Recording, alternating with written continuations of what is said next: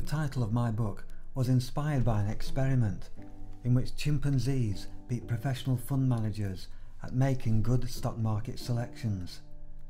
A friend of mine previewed the book and suggested I get a bulletproof vest. He said, "Michael, this book is going to upset a lot of people in the financial services industry. You have let the cat out of the bag." I describe evidence-based investing, which has proven success and more than 5 decades of evidence to support it.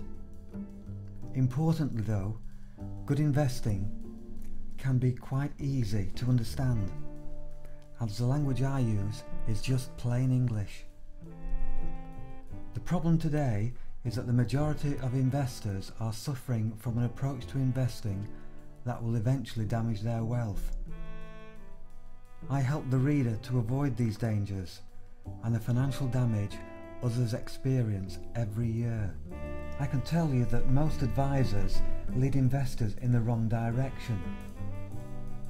The message that's so appealing is that somehow you can employ someone who has a Midas touch. But before you fall for this spiel, you should check out exactly what you and your advisor are competing against, and what resources you will need to win and to beat them all. Well, to start, you'll need a budget of £200 million a year, because this is the typical spend of a global investment organisation.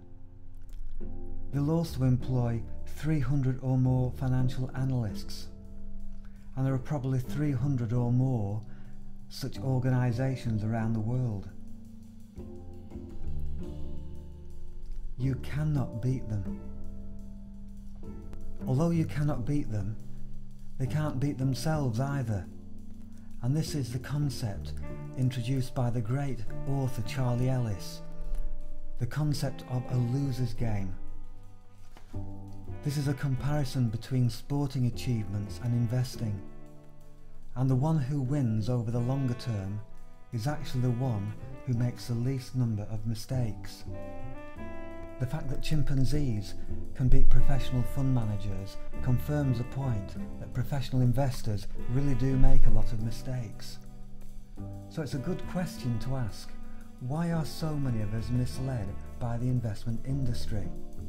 Well, I would say there are 2 main reasons. The first one is that the investment industry systematically overstates its good performances and brushes to one side its mistakes. It also very much understates its investing costs. There is certainly plenty of evidence to show that most investors do much worse than they should over a 10-year investment cycle, the losers far outweighing the winners.